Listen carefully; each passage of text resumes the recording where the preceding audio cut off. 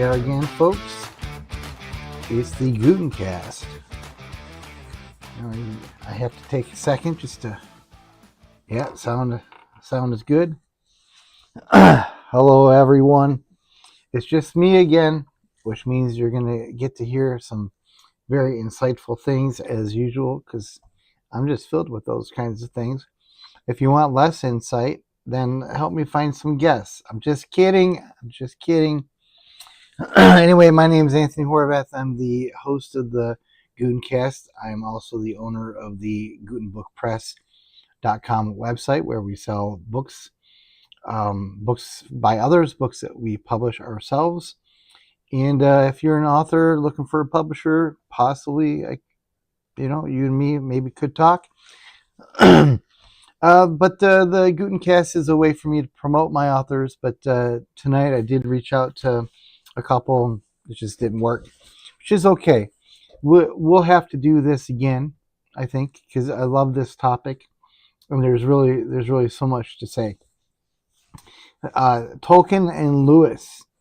So I think before I really get into it too much, because I kind of have a treat for you, and it's kind of killing me. So that I haven't presented it yet. but watch this smooth transition here. You see that? Yeah. So what that is it's a plaque that's on the wall at the Eagle and Child in Oxford, where the Inklings would meet. And I visited England almost 15 years ago now, and I had a Guinness while I was there. So I decided, in honor, I've got my... I wasn't paid to say this. I got my Guinness. This is not paid promotion or of any kind. I got my frosted mug. I know this is a real treat for you, isn't it? So I'm already having a flashback of memories. Oh, yeah. That's the way to do a podcast right there.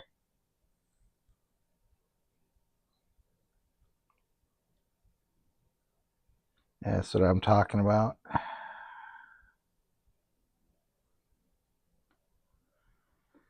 So actually, the Inklings met at two pubs in Oxford. One you see there is the Eagle and Child, and the other one I posted on, and now I need this bottle out of my way. I posted on my social media called The Lamb and Flag. If you're just joining me, I just poured myself a Guinness in memory of my trip to the two pubs that the Inklings met. Oh yeah, good memory there.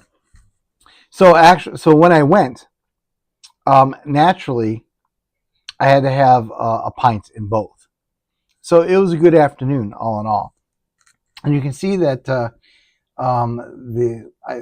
plaque here. Oops. Till 1963, the great writers of the Inklings, Lewis, Tolkien, Charles Williams, and others. Wonder how many people even know about Charles Williams. Met regularly on that spot. Yeah, I mean that's really good stuff, no doubt about it. And then here's the other place. Had it ready. And I really liked these places. I'm not sure I'm going to be able to keep them both straight right now, but I think it was the Eagle and Child that also had like a little restaurant attached to it, and the Inklings would actually meet in the back room, as I recall. Whereas the Lamb and Flag had a really nice kind of a rural feel. It was like the walls were made of stone, if I remember, and there was a fire going in the hearth in the back. And there was only one other person in there. I think if I remember correctly, there was this old guy sitting at the bar. Like, it was like iconic. I mean, it's like what you imagine going into a pub in the, I don't know, 1400s might look like. And in the one, I'm pretty sure it was the Eagle and Child. And we'll just there we go. In the Eagle and Child, in the back was this plaque. And what I'm going to have to do here is I'm going to try to make it bigger so that you can even read it. It was kind of hard to read even at the time. And where is the active window? There we go.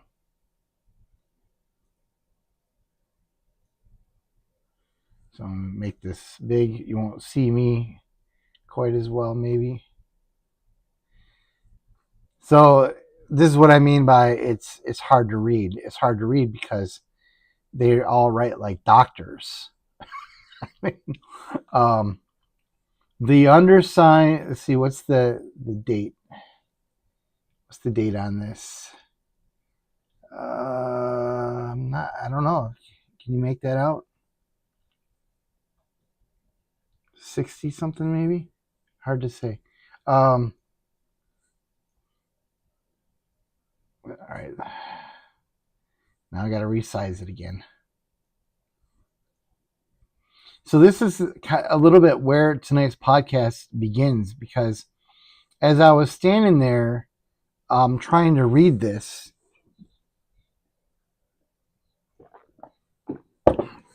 there were people dining, first of all, and like you kind of had to bump the people who are sitting at their tables eating, so that was kind of rude. But there's other people who are trying to look at this as well, and so I remember there was a woman and her daughter, and her daughter looked to be about college age. In 2006 or so, I was well past college at that point. But I said, "Oh, hey, are you guys here to see the place where C.S. Lewis wrote his great works also, or had him criticized?" And the girl like laughed in almost like a scoffing kind of way. She's like, "Lewis? No, Tolkien, of course." And it's funny because it had never really occurred to me that anyone would care enough to go see where the Inklings met if it was for any other reason than to see Lewis. It's crazy. Hey there, Kathy. Thanks for your contribution. I'm glad that you joined us here. Narnia Stories and Tolkien's audience. Yeah. Chesterton, McDonald. We'll come back to both of those people. So there are most of your Inklings. You got Lewis at the top, Tolkien at the bottom, Christopher Tolkien. I wonder if somewhere on the internet is the text of this, because I bet you even if I zoomed in on this, there's no way I'm going to be able to make it out. Like, Lewis's brother is the W.H. Lewis. That looks like Sanskrit to me.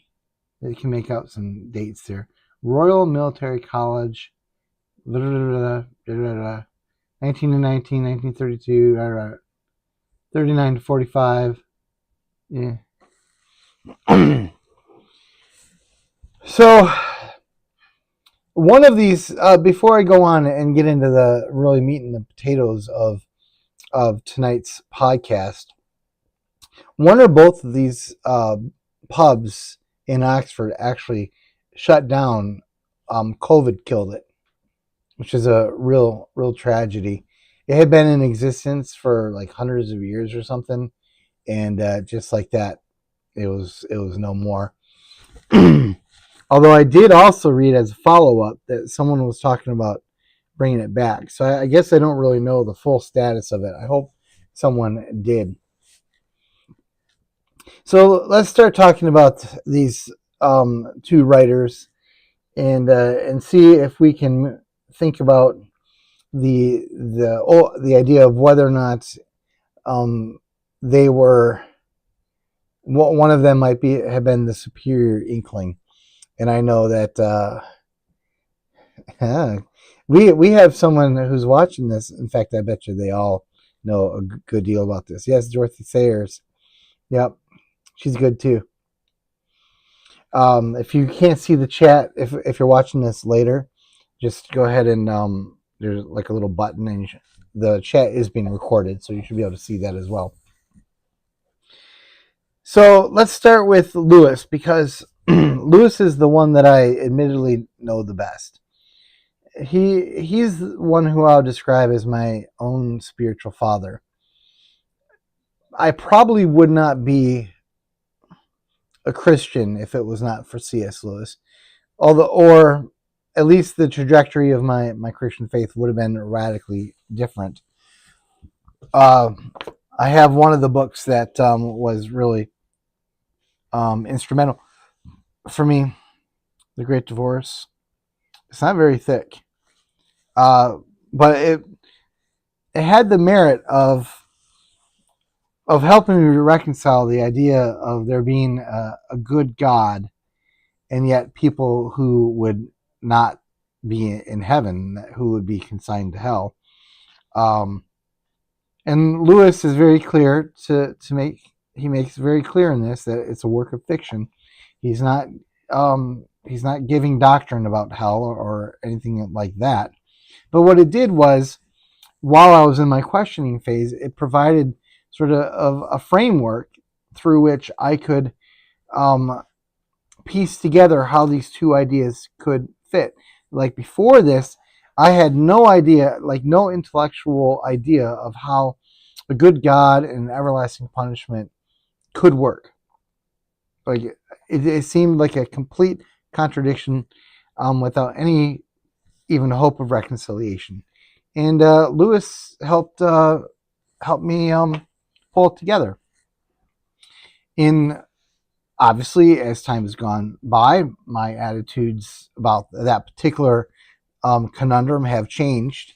I don't necessarily think that the Great Divorce is like the answer to that. And I'm not going to tell you more about the book because that would ruin it. You should go out and buy it. It's a Guinness. Lewis is so that The Great Divorce is a work of fiction, and that I think is one of the things that was remarkable about Lewis. In fact, I should have. I have to be careful because when I do this, I have all these books that I'm thinking about while I'm talking, like in every podcast, and there's a whole shelf of Lewis books. So just like and then there was this, and then there was this. At any rate, the point is that he was as provocative in his fiction as he was in his nonfiction, and his ability to convey through fiction deep theology, I thought was especially in retrospect, looking back, really profound that he was able to do this. One of my all-time favorite books. I have about five books. They're still there. They're the top 5 books that I've ever read, and it's colored, of course, by their impact on me. Was the second book in C.S. Lewis's space trilogy, Paralandra, which again presented an idea of what an unfallen world might look like. And I had no concept at the time. Like I couldn't even imagine how that could be. Like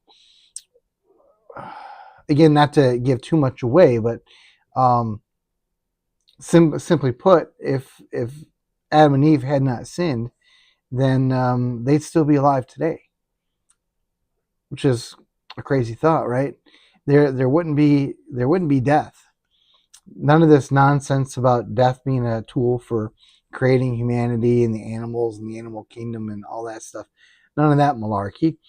That we would be walking around talking with our great great great great great great great great great great grandmother and grandfather, as well as their great great great great great great great great grandmother and grandfather, and everyone would be in the prime of their youth. That would have been interesting, don't you think? I mean, to me, that is but I couldn't imagine how that could be. And Paralandra at least planted some seeds for me as to how that would be. And I've never stopped thinking about it ever since. Lewis also had the ability in his nonfiction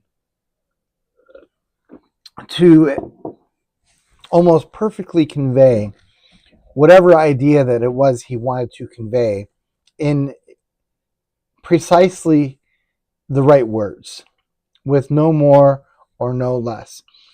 I remember a metaphor or simile, whatever it was, of when he talked about how when you're writing, you have to think of the reader like being sheep being driven down a mountainside. And if there's any direction whatsoever, any opening where one of these sheep could go off one way or the other, they were going to do it. And it was the author's job then to create a way to close all of the exits for the sheep so that they go exactly where you want them to go. And that idea has always stuck with me. Kathy says in the chat, Till We Have Faces was the book that utterly destroyed me the first time I read it. Yes, that was the book about 2 minutes ago that I wanted to jump up and go get. Yes. Yeah, it's a ironically the one of the last books of his that I read, and I have read almost all of them, and I had read almost all of them several times before I read Till We Have Faces once, which was crazy, and it floored me. It blew me away. Now, interestingly, the second time I read it, it didn't quite have the same effect, which it was no complaint about Lewis, but I think the first time I read it, it just found me in just exactly the right place in my life to just lay me flat. So Lewis he had these things going for him. He had the nonfiction and the fiction, and as a professor of languages, he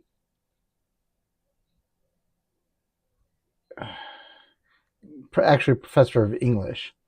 I mean, to be more precise, because it was Tolkien who was he was the philologist, the study of language and words themselves.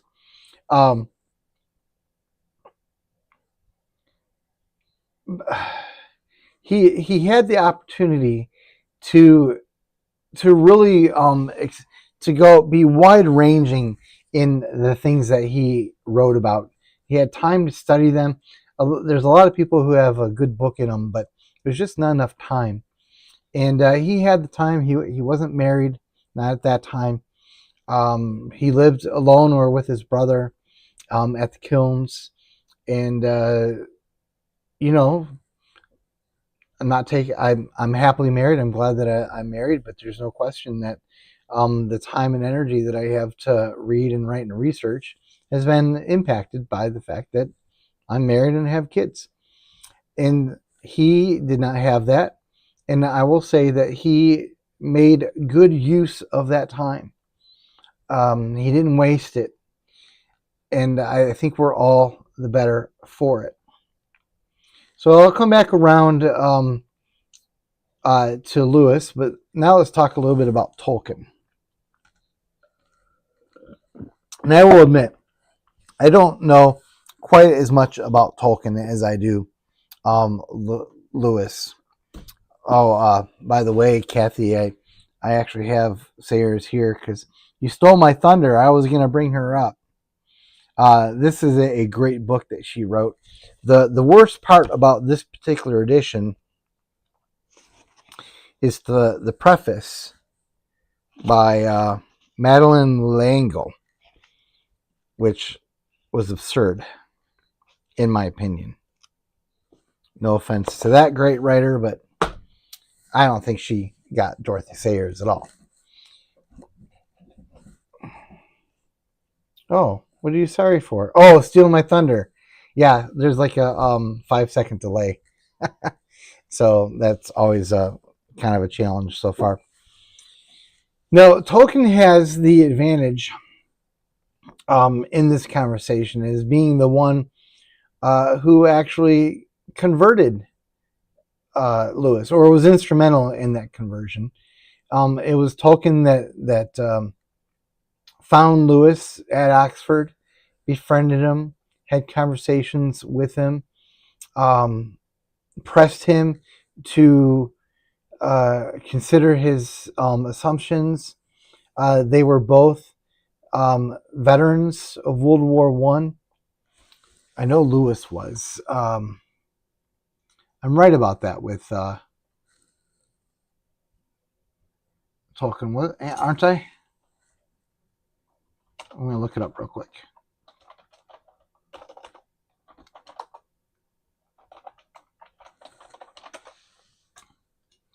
Just find that real quick. Took part, posted in the 11th Battalion. Yeah, so at any rate, so I was right about that. My information is not quite as handy with this. Was he also at the Battle of the Somme? That's just this website. So the Battle of the Somme, if I remember correctly, both C.S. Lewis was there in that battle, and also Hitler was in that battle. And I think they were both wounded. And I hate to speak out of things that I haven't quite researched as much. My point about this, though, is that the war left wounds on both men, and I think I have a theory that Tolkien was able to reach Lewis largely because they had many of the same experiences. JB, which one was Tolkien at the Somme? Can you find out, was Lewis also at the Somme, and confirm what I thought recollected from about Hitler being at the Somme? And actually, while you're doing that, I've been meaning for a while to have a podcast where I talk about Tolkien's views on anarchy. And I haven't done it yet, but let's pull that up here. I have that quote ready.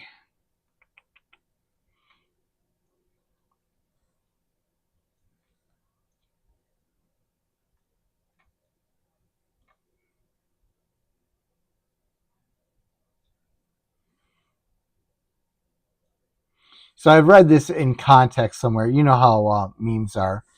You can't really trust them, but I did look this up once, and it's basically what he said. My political opinions lean more and more to anarchy. The most improper job of any man, even saints, is bossing other men. Not one in a million is fit for it, and least of all those who seek the opportunity. Which speaks to my view of politics, which is one of the problems with politics, is that the people that we want to be in politics don't want to have anything to do with it. And the people who want to be in politics, we usually don't want to be in politics. So we're really stuck with that. Are either of you checking it to see about my recollection about Hitler being at the Battle of the Somme too? So I'm bringing up this quote from Tolkien on anarchy because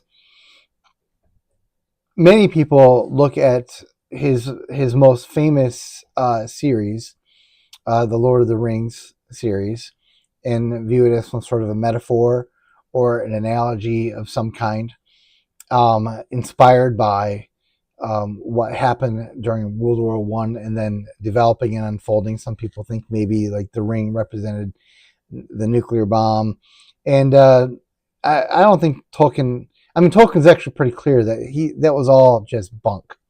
That's not the way he saw it at all. Um, and he did not want his books being interpreted as an allegory. In fact, it really bothered him when people would try to press that point. Um, but I do think that the the wartime experience of seeing what happens when the politicians take young men into battle, and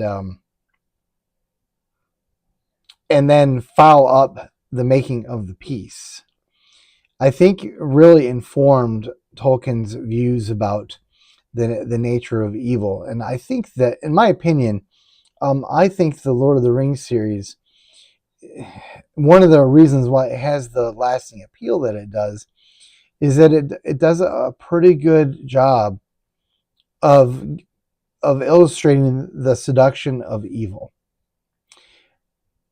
how it can take seemingly good people, and let's just say they were good people, and corrupt them. So I don't know if I'm not going to get into a big spiel about what it may have been, represent the what allegories or what themes Tolkien intended to get in on this. But I think that people have always resonated with stories that deal seriously with evil, but not in a way that glorifies it either. And Tolkien has a really good article. I should have had this out. I should have had it ready. Um,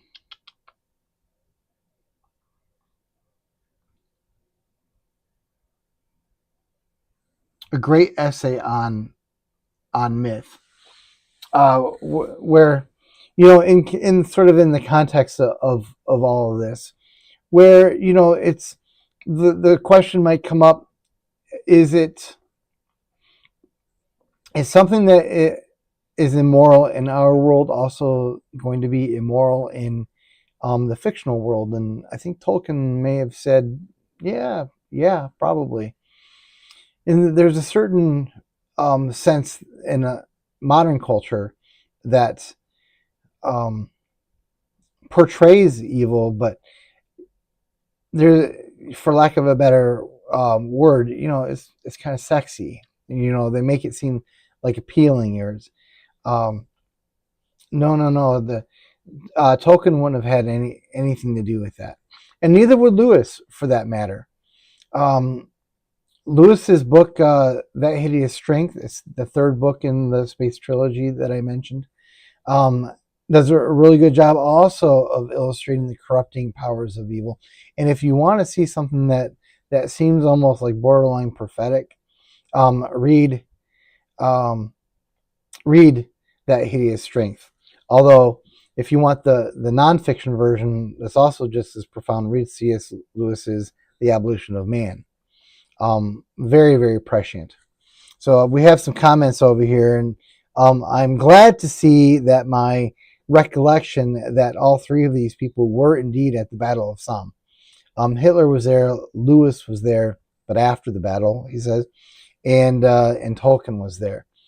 And it just seems like just crazy to me, right? That you could have that massive battle, and then all these people who were famous, their lives kind of intertwined, and they emerged, and just look at what they've all done. He was at Somme a year or two after the battle. Well, my recollection of the history of the Somme is not quite accurate, because I thought the Somme was like near the end. It was like almost the last battle. Dang it. I'm supposed to be the host here. I'm supposed to know this stuff.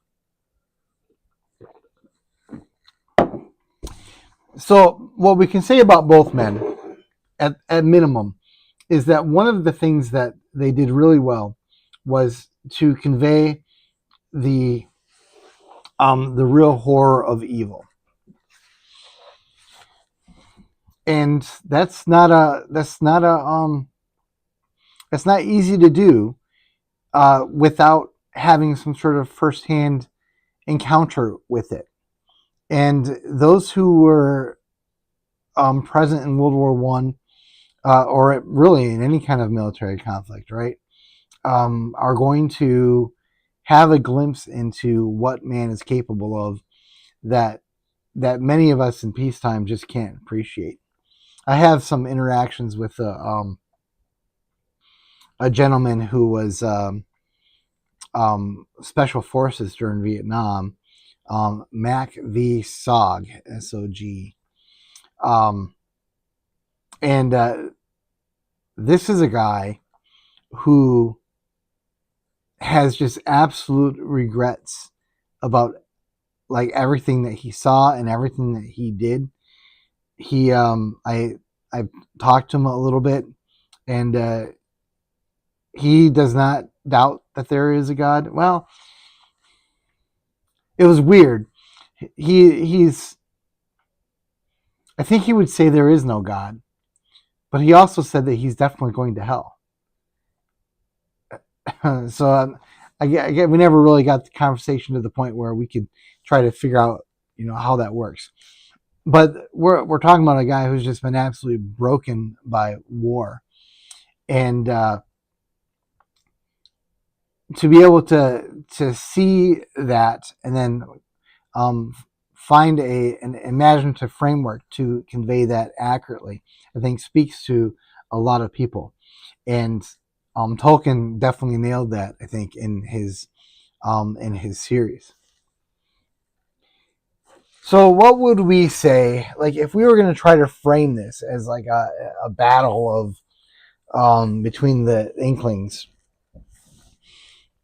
A lot of people, I would say, just about anybody who has read anything, a lot of the writings of these people, both their fiction and their nonfiction, and looking back over time, would say that to set them up in opposition together to each other is really almost to do them a disservice.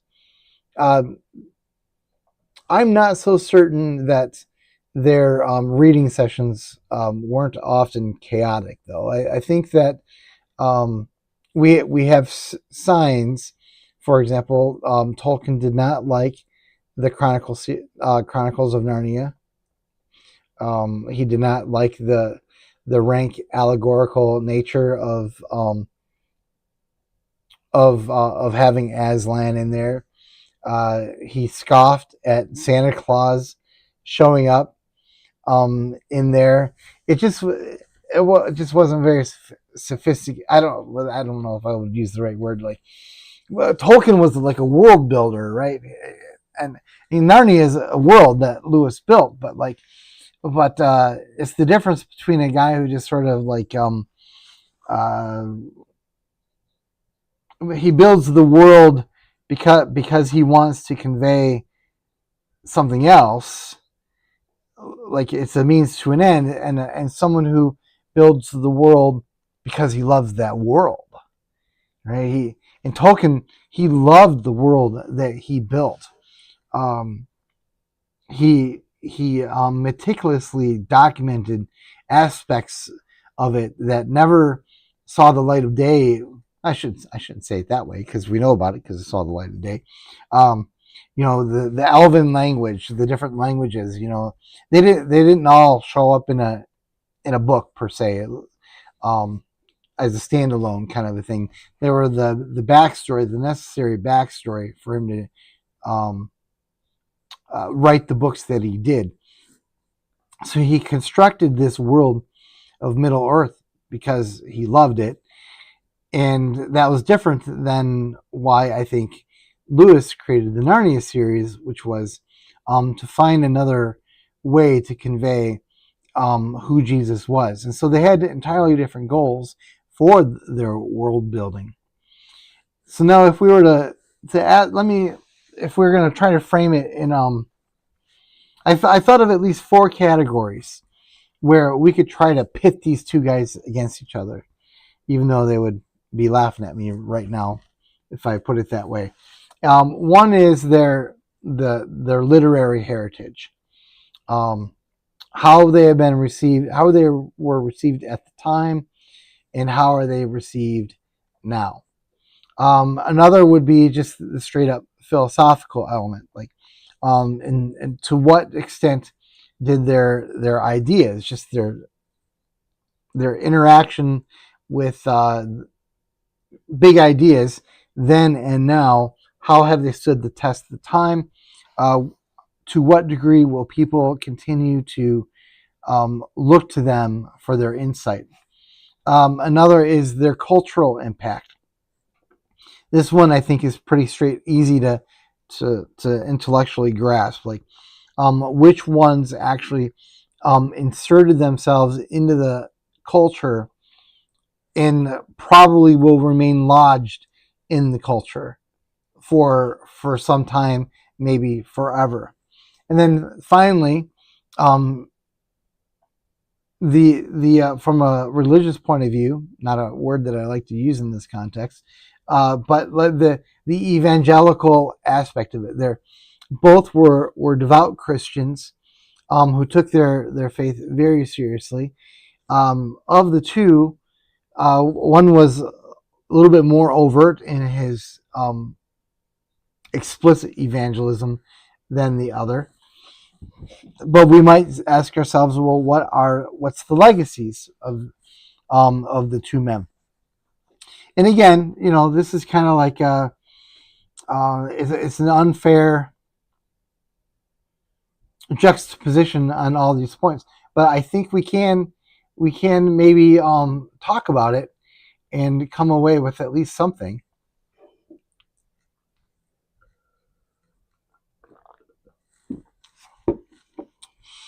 Someone says, one Lewis detractor claimed Lewis wrote the Narnia series as a means of... You're going to have to retype that because I don't know what that means. It's in the chat. We'll get a clarification here real soon. Although, before I fully contrast it, though, as a means of... Lewis wrote the Narnia series as... Sorry, still not following it. So I've realized and determined that this probably has to do with the fact that I'm a man. I can't do more than one thing at a time. Not very well. 2 things I can kind of do at a time, a little bit, but something sort of has to give. So I can either look ahead and talk about what I want to talk about, or I can read the chat. And it's just a little bit hard for me to do both. And so I can read the chat, my eyes process it, but it takes me time for my brain to get it. And right now I'm doing 3 things, and I'm having this conversation, and oh, I see. Really? Yeah, there was that famous debate where the woman, yeah, it was about miracles. Yeah. And I'm not sure if he would say that he really felt that he lost the debate, but he definitely conceded that he needed to clarify his position better.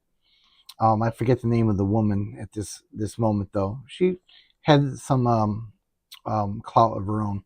But where I was going before I looked at the chat was, to be fair, we have other people on this list of Inklings, and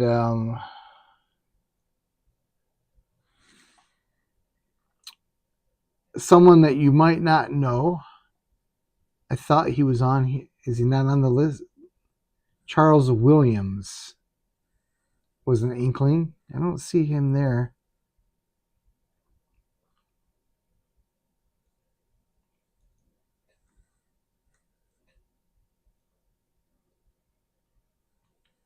I did not label my images well enough because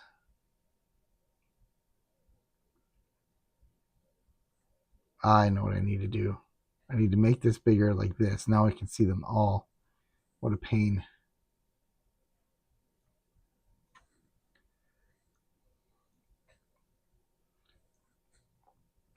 Let's see here. WDB. I don't even know who a couple of these people are. Colin Hardy. Is that Thomas Hardy? Because I thought he was connected a little bit. In other words, kind of where I was going with this is there were other Inklings, and if we were going to really have an actual fair fight, as it were, we'd talk about the other ones too.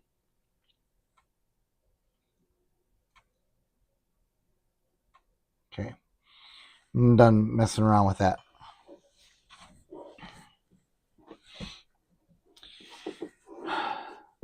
So I laid out 4 categories: the literary, philosophical, and cultural, and evangelical.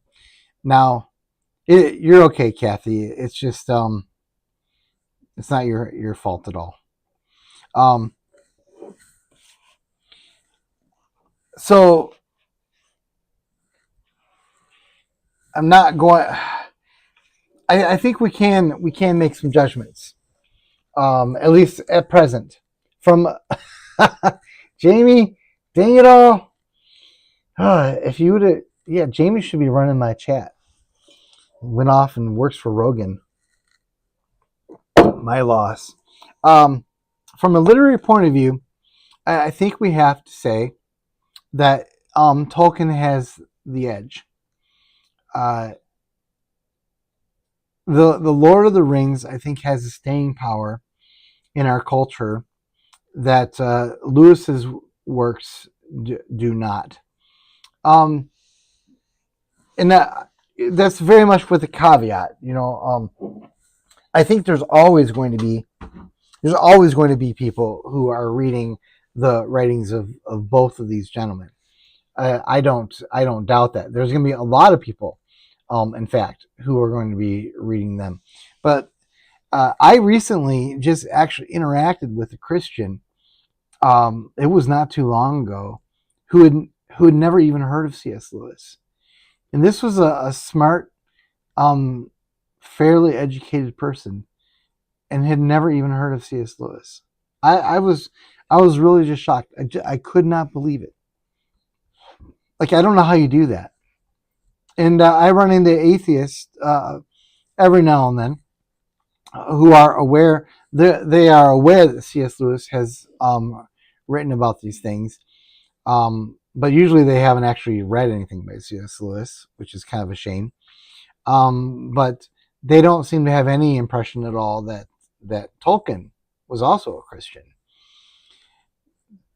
But from a literary point of view, the staying appeal of the Lord of the Rings trilogy and the Hobbit, I think it's just going to keep resonating with the masses in a way that Lewis's books will not.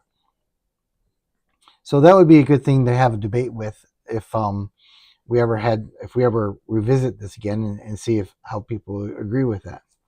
From a philosophical point of view, I think that here Lewis has the edge, although I think if anyone actually digs into what Tolkien has written about myth and story, that there is a certain niche area of philosophy that Tolkien is still going to speak to. But if anyone were to offer if I'll just put it to you right now, if I said to you, hey, what if you were going to refer Tolkien to another person on a philosophical level, what would you submit to that person? What would you give them? What would you tell them to read from a straight up philosophical point of view? As I'm sitting here thinking about it myself, and again, I am not a Tolkien expert like that young lady I spoke about at the very beginning. She probably would have an answer to this, but I don't think there's anything really in the common culture where Tolkien jumps out as having a particular insight that everyone is sort of aware of. By contrast, largely because of Lewis's contributions to Christian apologetics and evangelism, I think a lot of people will be able to find a lot of things to refer people to if the question was the same question was framed in the context of Lewis. For example, I guess I don't have it here, but if I were to say, what nonfiction book would you refer of Lewis's that um, just sort of to spark to think about or whatever? I think a lot of people would just jump right off. Oh well, of course, Mere Christianity. All right. I already talked about the abolition of man. That's not going to be as well known. Mere Christianity is pretty much it's one of those. It's like at the level of a classic. But I am talking still about from the cultural point of view, though, not necessarily the evangelical part. Um, from a cultural point of view, um, or yeah, I guess all these things tie together a little bit. The Lewis is not going to have that, but he in the same way. But if you're talking about big ideas, there are across a wide variety of things, there are still going to be places where Lewis pops up. That in ways that I've never seen Tolkien do so. Mere Christianity was one of the books that was instrumental for my coming back to the Christian faith. It wasn't the top of the list, but it was definitely there. I believe Chuck Colson, if you're familiar with that name, I believe he read Mere Christianity in prison. If he was sent to prison for his role in the Watergate um, episode, and was brought to Christ through reading Mere Christianity. And how many people has Chuck Colson reached? Right. I guess my conversation has taken me almost against my will into the evangelical, apologetical, lasting influence, the spiritual footprint of these two men and where they have left their mark. And on this, I do have to say that I think C.S. Lewis has the clear edge. I already talked about Mere Christianity, of course. Kathy in the chat talks about Surprised by Joy, which is a little bit, it's like Lewis's own sort of spiritual autobiography.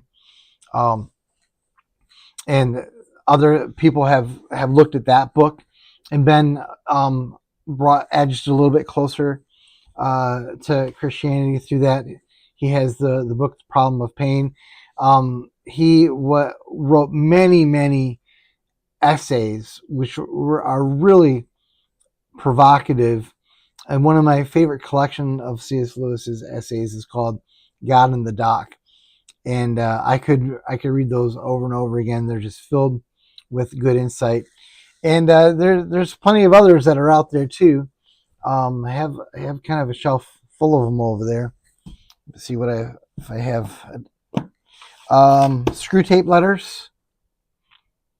This might be one that sort of has some cultural legs. Still not to the level of the Lord of the Rings, but I think people have often heard of it.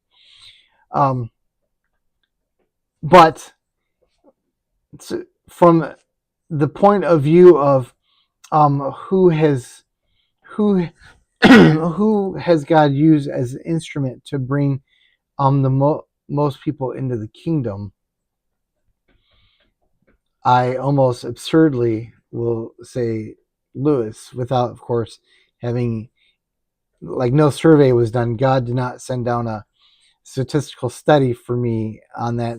That's just kind of my perception. But it's kind of a trick question. It's a tricky way of putting it, because who, if we're gonna think in such craven, terrible terms like that, who should get credit for the conversions wrought by Lewis? Because didn't Tolkien convert Lewis? So shouldn't Tolkien get all of the people that Lewis brought to faith and the ones that Tolkien brought to faith, right? And then now we're in trouble, because if that's the way we're going to do it, like, suddenly, like, I had this vision in my mind of, like, it's almost like a referral system. Like, yeah. So you get, like, he referred this person, and so you get an extra $5 to your spiritual bank account or something like that. And so who's going to be richer? Well, neither Tolkien or Lewis are going to win that one. You've got to go right to the guy. I have it here. I'll just, actually, we'll do, here we go. G.K. Chesterton.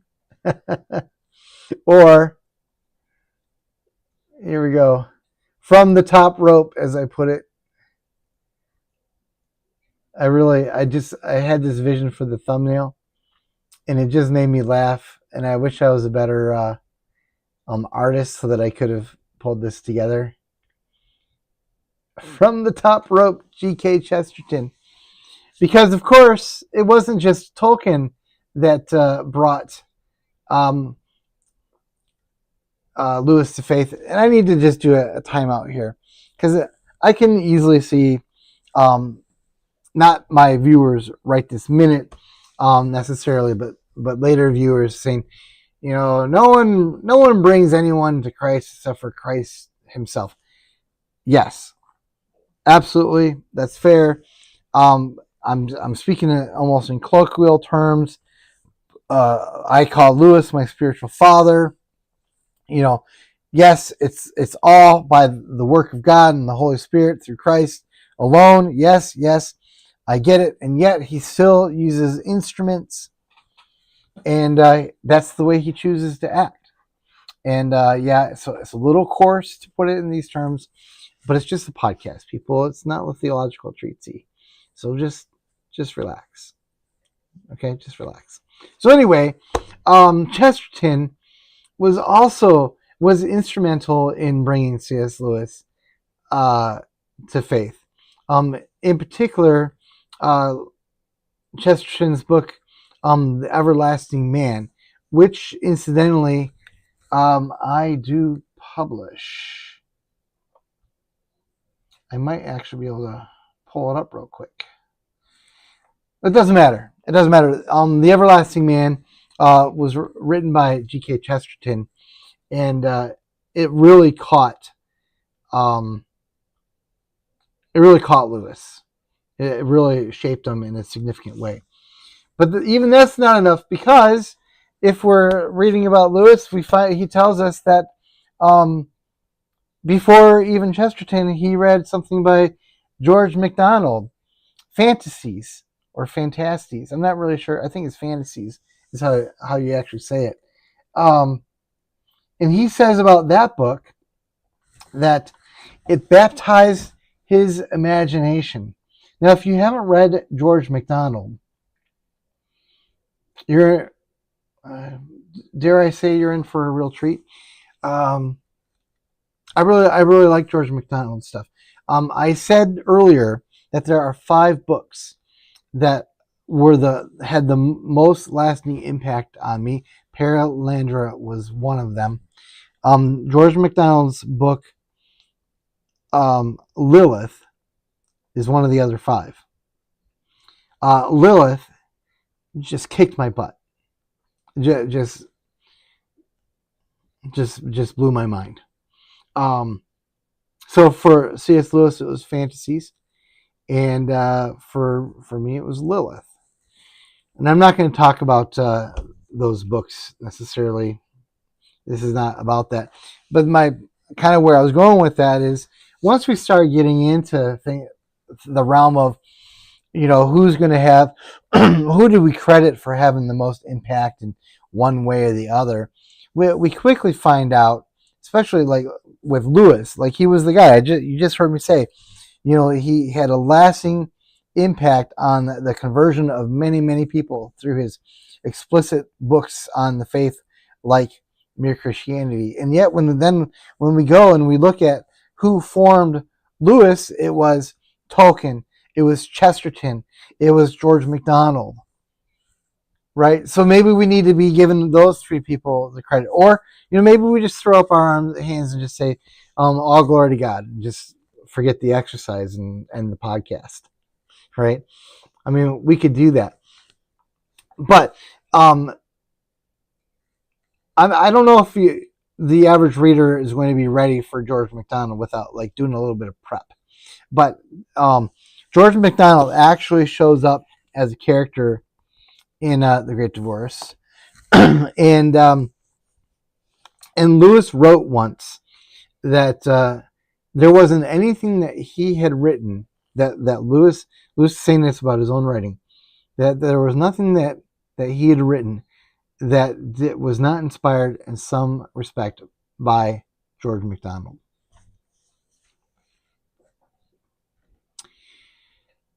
Kathy observes, MacDonald spoke to the Victorian culture, which to modern minds may be unpalatable. Yeah.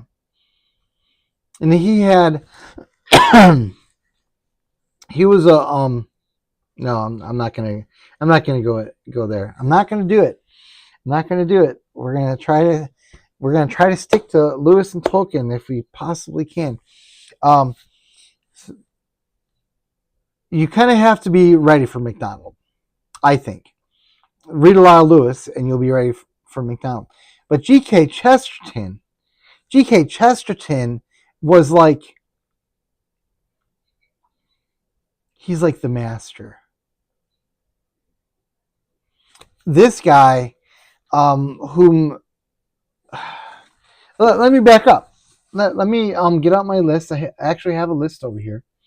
The 4 categories: literary, philosophical, cultural, and evangelical. Now let's ask the same question about Chesterton for these. From a literary standpoint, how many people are talking about Chesterton today? Like to the level that they might be talking about the Lord of the Rings.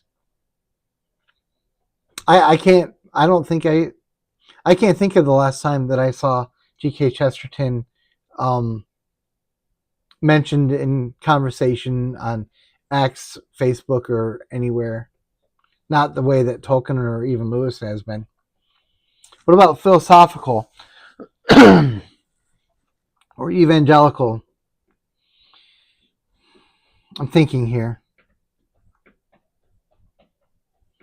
I can't say that I can think of any curriculum that I've seen, any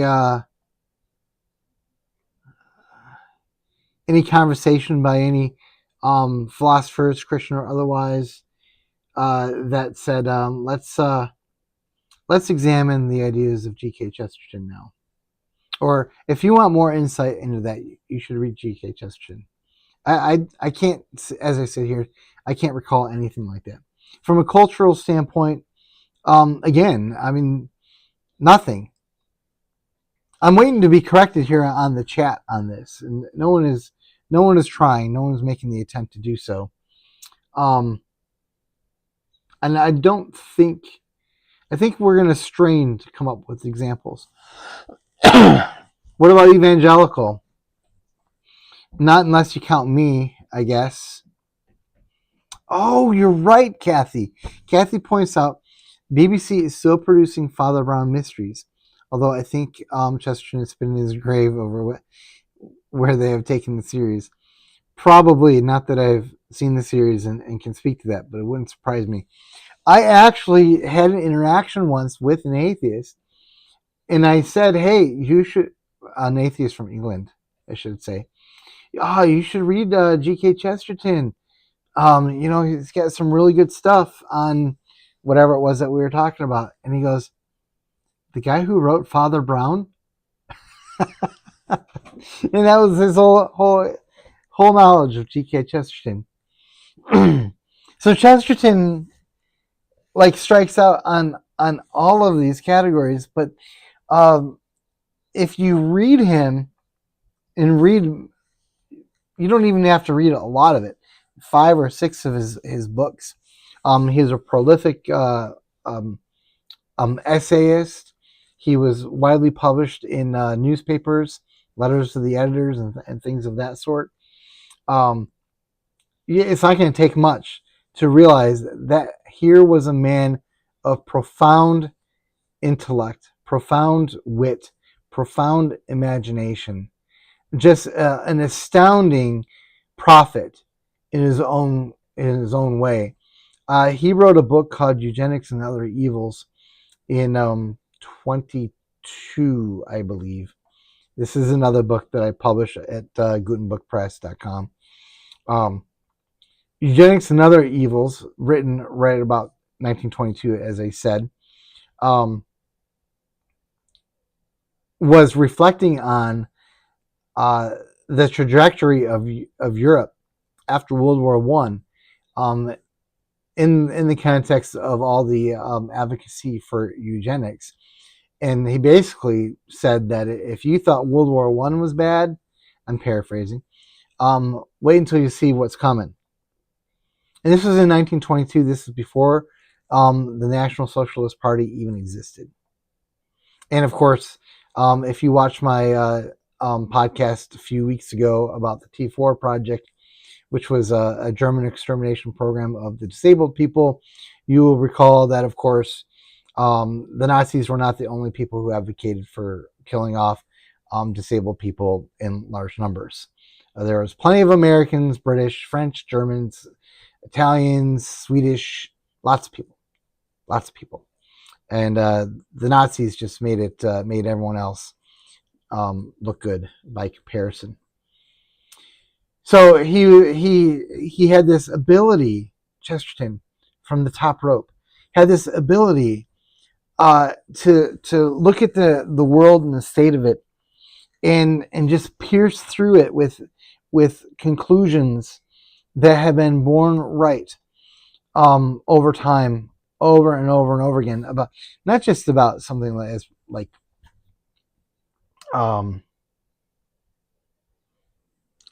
what would happen with eugenics. I think the best way for me to actually illustrate what I mean is to dig out a quote real quick. What would be the fastest way for me to find this quote? Grok it. Should I grok it? That means come over here, grok. Chesterton quote.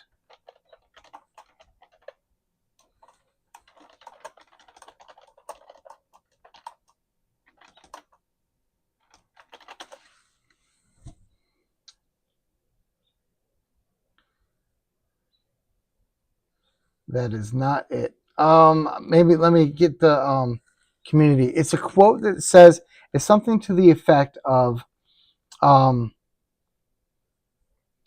time will come when people will get into an argument over whether or not 2 plus 2 equals 4. Or wars will be fought. Wars will be fought over that. Is that straight? Remind anyone of anything? I'm still trying to dig it out over here, because this is really a perfect example of what I mean by his ability to pierce through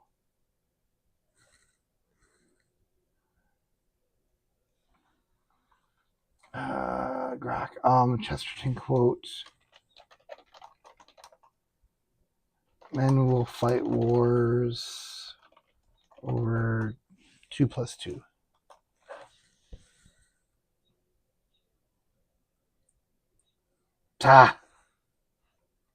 Grok let me down. Yes, thank you. I knew we'd... Yes. And I'm trying to copy it here. I'm trying to copy it. And all it wants me to do is ban you. So let's do it over here because I don't want to ban you. We shall soon live in a world.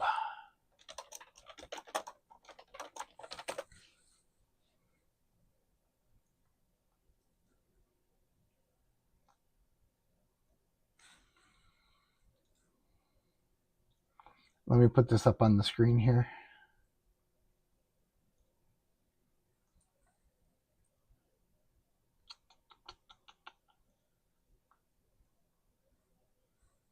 I wish I would have thought of this one before I started because this is perfect. And let's pull up the image.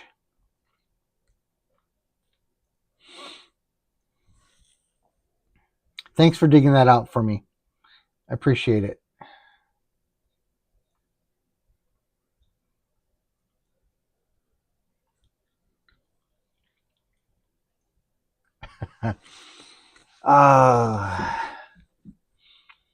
We shall soon be in a world in which a man may be howled down for saying that 2 and 2 make 4, in which furious party cries will be raised against anybody who says that cows have horns, in which people will persecute the heresy of calling a triangle a 3-sided figure, and hang a man for maddening mob with the news that grass is green.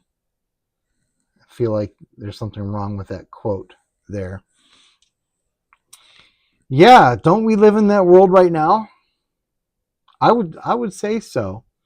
Apparently, there's some confusion about what makes a person a boy or a girl. I mean, that's pretty much up there. But even the idea of 2 plus 2 being 4 has been called racist, right? So I looked up this quote a long time ago, and found the original source, and I believe it was like a 1910 quote. So he died around 1935, which is still quite a long time to be issuing great prophecies. Don't get me wrong. But this is still early in his career, possibly even before he became a Catholic, because there was a time where he was a Christian, but not. He hadn't quite settled yet. So he saw this coming, and his works are like this all over the place. In fact, I've been meaning to have a podcast about his book Orthodoxy, or something from the book Orthodoxy. And I actually have that cover here. Why would I be disconnected? Okay. My software said I'm disconnected. Am I back? Probably.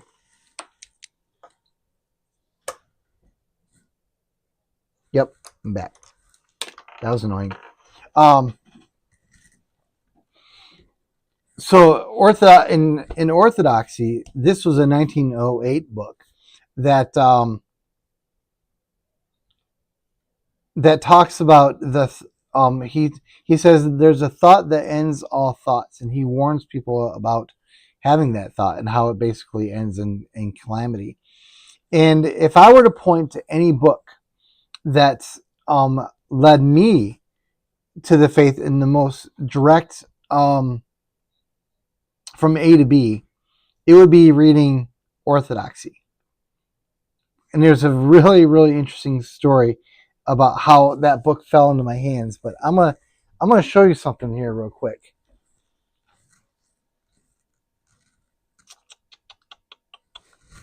I know.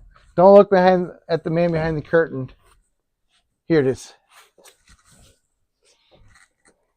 This is the book right here. The very one.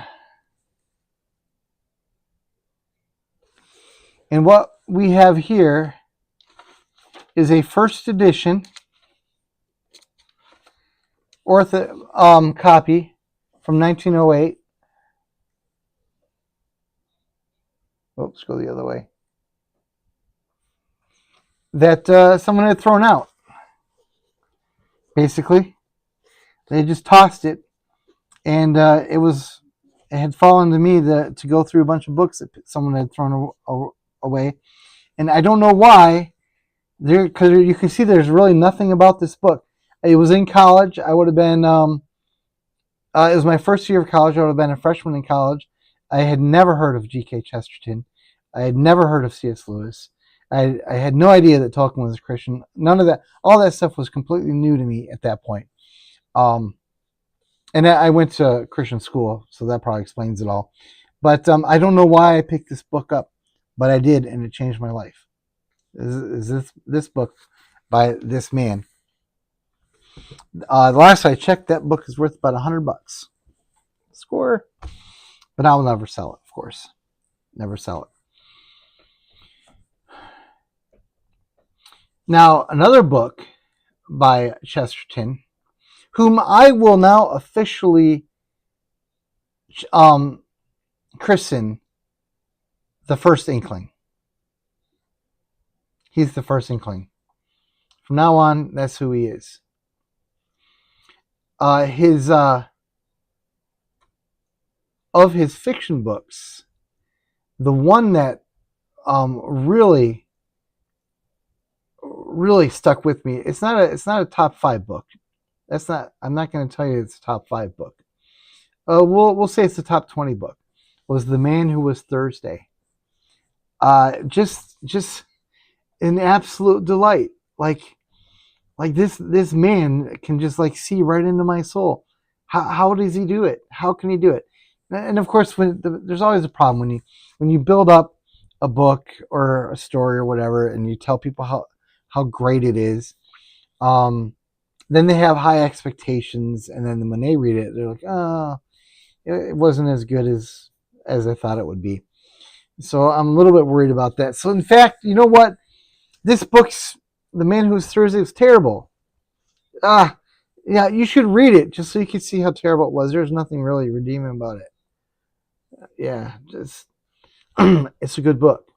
Now in the book, in the description of today's podcast, I have a link to this title on gutenbookpress.com. You can buy it on Amazon as well. Now, it has occurred to me over the last few podcasts that the whole point of podcast is to elevate my authors and the things that we produce. But I have been linking almost exclusively to Amazon. Which, don't get me wrong, if you buy one of our books on Amazon, I'm still going to get money for it. But I'm trying to build a platform here to raise awareness for my authors and to cut out the middleman of Amazon. And so I should be linking to my own retail shop. So anyway, today in the description, there's only one link, I believe. I don't think that I went back on this. And it's a link to this book on the Gutenbook Press website.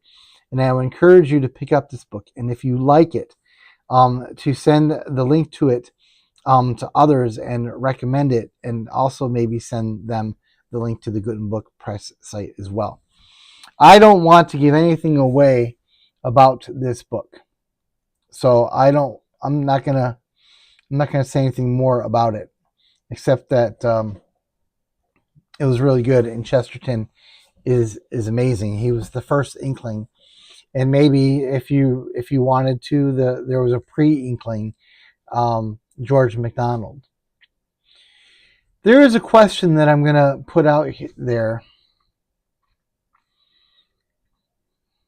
Let me do a little summary of the topic, and then I'm going to issue a challenge.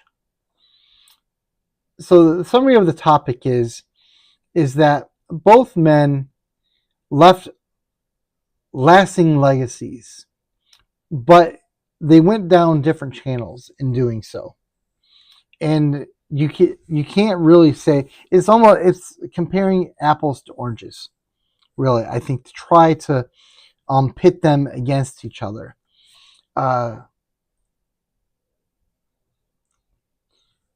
But they're only going to continue to have influence if we continue to bring them out to the masses. Like we have to talk about them. Um, so like with the example of Chesterton and how that atheists had only heard about Chesterton because of the Father Brown series. You know, it took someone, me in that case, to like connect that dot.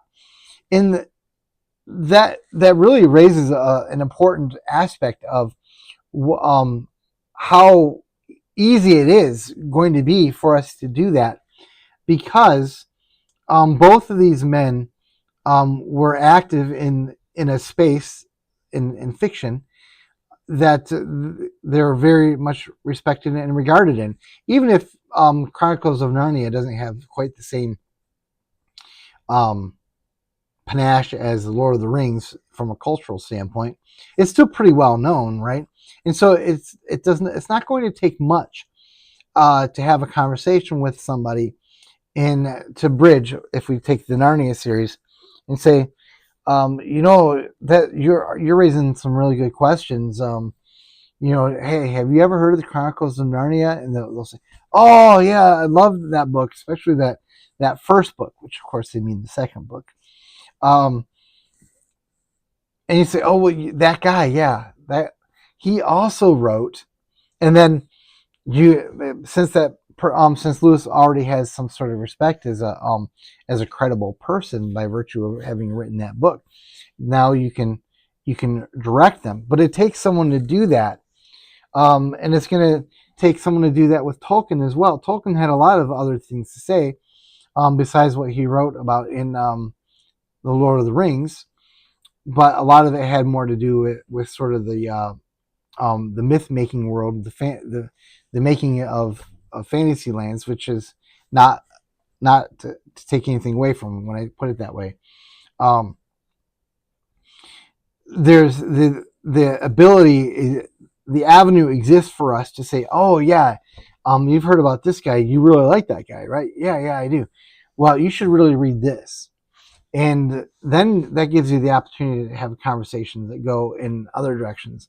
Well, with Chesterton, you're all over the map with it, because he wrote the Father Brown series. He wrote The Man Who Was Thursday. He has other fiction, and so it's not very difficult to bridge from his fiction to his many profound nonfiction writings. Especially, I think, orthodoxy. Orthodoxy for me was really life changing, and I will talk about orthodoxy again, because now I'm about ready to issue my challenge. But let's check the chat here. One means of keeping both men alive in the forefront is the movies.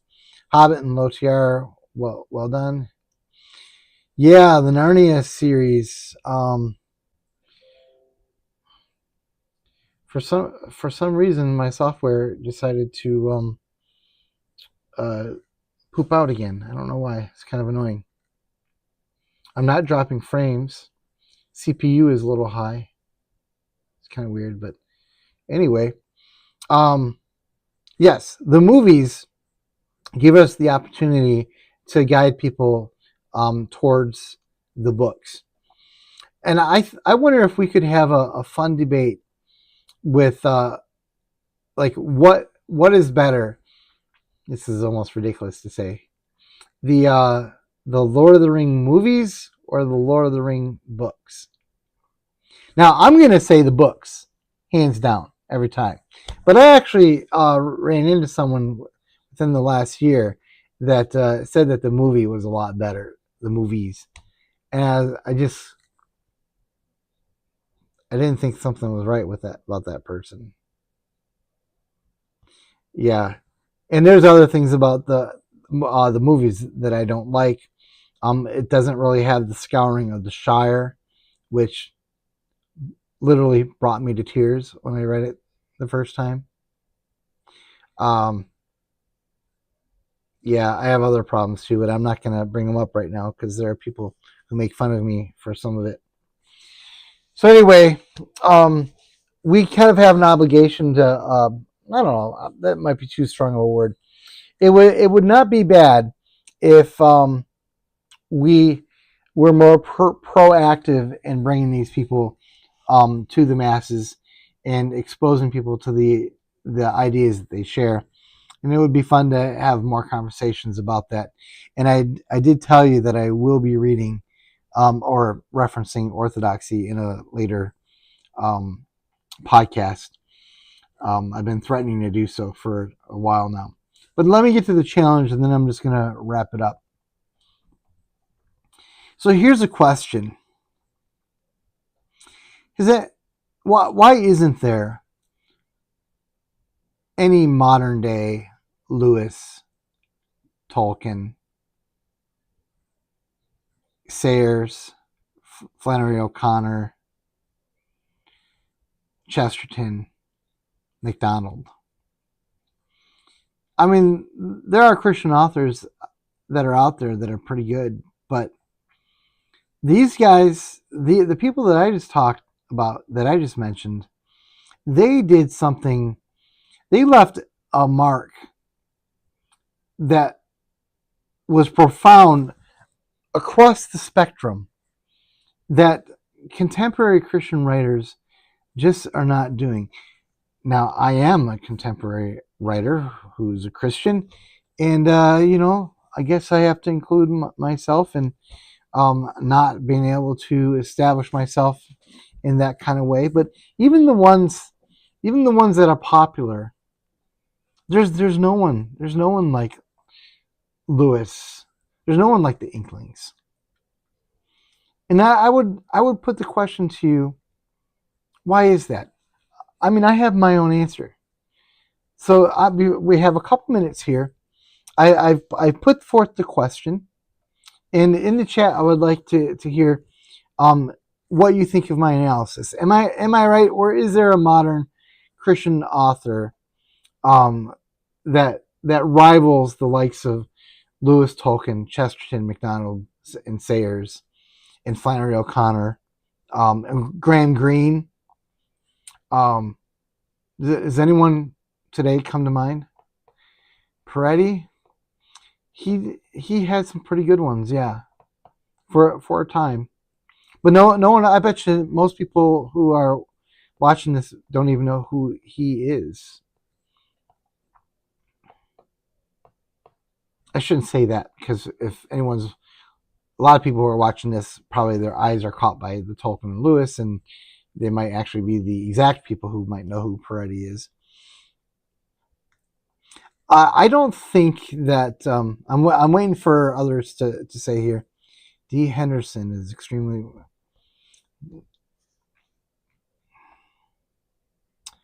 I've never heard of D. Henderson.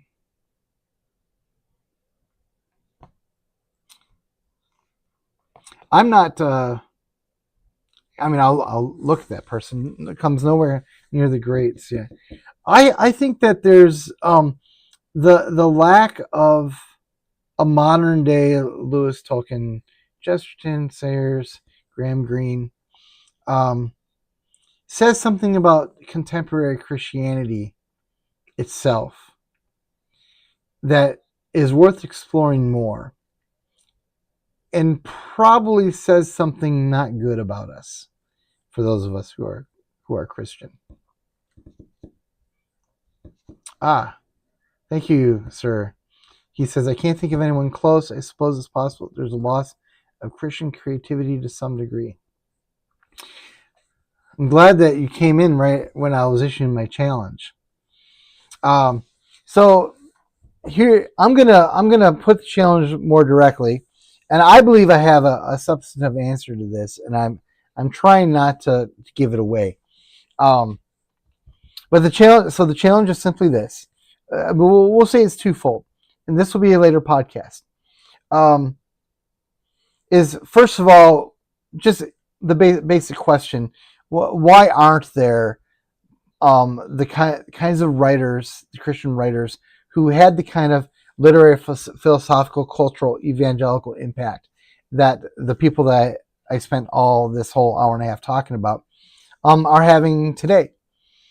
And then when we have the answer to that, the other part of the challenge is that something we should do something about? I will give one hint. No, I won't. I'm not. No, you're trying to trick me into giving a hint. I'm not going to do it. I will say, though, that it's controversial and that there will be people who disagree with me. And I've shared this theory with people before. And I wouldn't say that they got hostile, but they didn't like it. Almost to the level that maybe they almost didn't like me after, but just barely.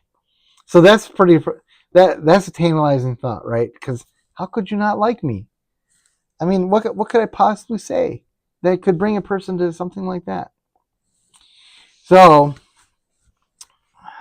are Christian writers largely lacking the philosophical underpinnings that birth such grand narratives? What a fantastic question.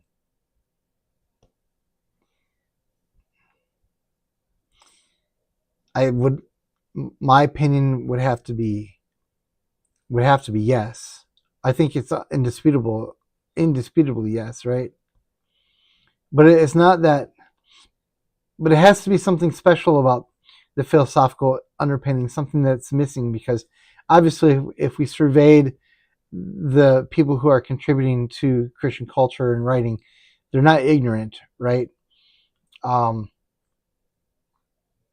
So it's got to be an angle or a prism of some kind. So I'll just go through the names again. This is my clue, I guess. My one clue. You guys practically arm wrestling it out of me. The names that I've mentioned were George MacDonald, G.K. Chesterton, JRR Tolkien, C.S. Lewis, Dorothy Sayers, Graham Greene. You could... No, I won't include him in that list. Is there anyone that I missed, or did I get them all? Because there are some things that tie them together. They all do have some things in common that I think will shed some light. So this challenge has birthed a future podcast. Maybe we will do it next week. Thank you for being with me this evening. I like to end things right on time, just because I'm thankful for your time, and I really appreciate that people take the time to watch this live. Like, subscribe, share. As always, I'm looking for guests. They can be complete strangers. So if you're watching this and you don't want to be a guest, but you know somebody who would be a good person to talk with about the things that we talk about, by all means, send them my way. I'll get to know them a little bit, make sure they're not too insane, at least not more insane than I am, and then we'll put them on and we'll have a conversation. It's time that we put the internet to good use and start making connections with people, real connections, face-to-face, voice-to-voice conversations, instead of hurling text insults at each other, which I am happy to do, but surely there must be more to life. Man does not live on hurled insult alone.